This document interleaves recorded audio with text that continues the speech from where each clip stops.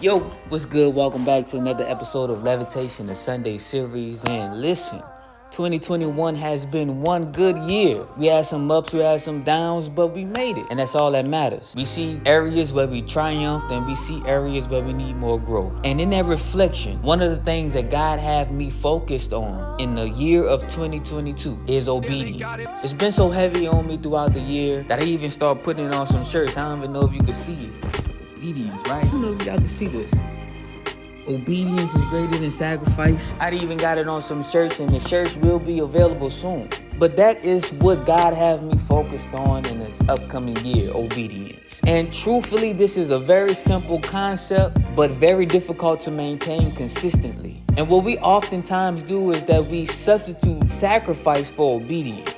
We assume just because I'm sacrificing time and going to church, my disobedience and tithing is excused. We assume just because I sacrifice and pray every morning, or I just sacrifice and believe that there's a God, that my disobedience and sexual immorality is excused. The general idea is just because I sacrifice something, God excused my disobedience and other things. In the year of 2022, God is saying obedience is greater than sacrifice. I mean, He's been saying it the years prior, but this year is kind of heavy. We've all heard this saying before, and I think a lot of us don't really understand what it means. So first, to understand what it means, we have to see where it actually comes from. It all starts in 1 Samuel chapter 15. I'm not going to put the verses on the screen because it's going to be too long, but I'm going to paraphrase it real quick. Story time. God's chosen people were Israel. God made Saul Israel's first king. Samuel, who the book is named after, was the prophet of that time. He would relay messages from God to King Saul. Specifically in this chapter, Samuel tells Saul God wants him to go and completely destroy the Amalekites. The specific instructions was to not leave anybody alive and not to take anything from the land. So Saul and his troops went to the city, destroyed everything, but decided to keep the king alive. Not only did they decide to keep the king alive, but they decided to take anything that was of good quality. So livestock. So God saw that. God told Samuel, hey, look, your boy gotta go. It's time. His time is up. I reject him as king. Samuel went to Saul and asked him, why didn't you obey God? In 1 Samuel chapter 15, starting at verse 19, why haven't you obeyed the Lord? Why did you rush for the plunder and do what was evil in the Lord's sight? But I did obey the Lord, Saul insisted. I carried out the mission he gave me. I bought back King Agag,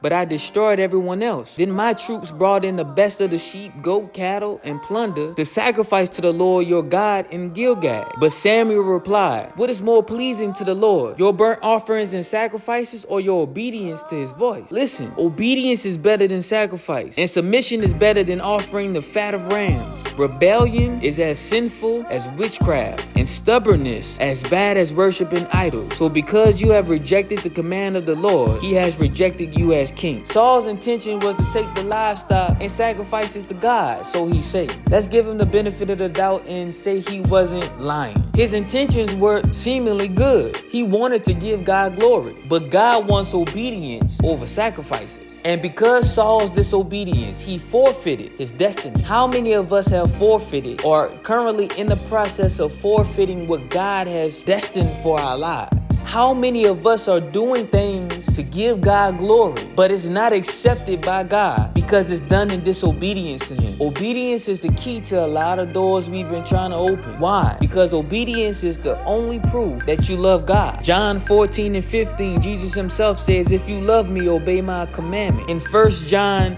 chapter 2 verses 3 through 5, it says, and we can be sure that we know him if we obey his commandment. If someone claims I know God but doesn't obey God's commandments, that person is a liar and is not living the truth. But those who obey God's words truly show how completely they love him. That is how we know we are living in him. So what that means is some of our love that we give towards God, that we think we are showing towards God, is fake, especially for those of us that know better. That means even when I don't feel like it, I must obey God. Even when my flesh wants this, I gotta obey God. Even if I lose this financial opportunity, I gotta obey God, because that obedience shows how much I know and love God. What's so good about God is that he continues to give us opportunity after opportunity to obey him, even when we disobey. But the more you disobey, that's the more you could be disqualifying yourself from what God has planned for your life.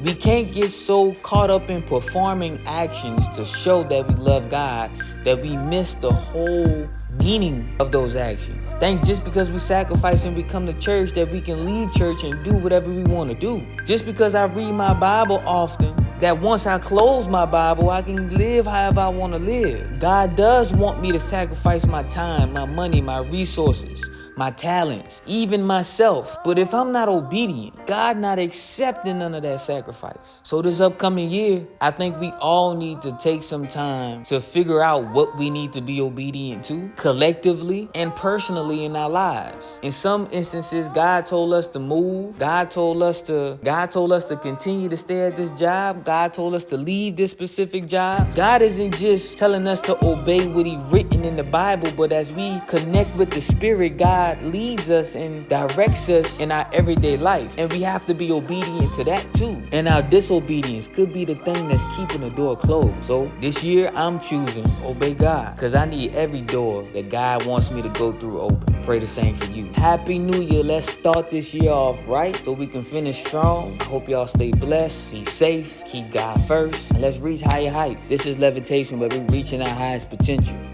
Stay blessed.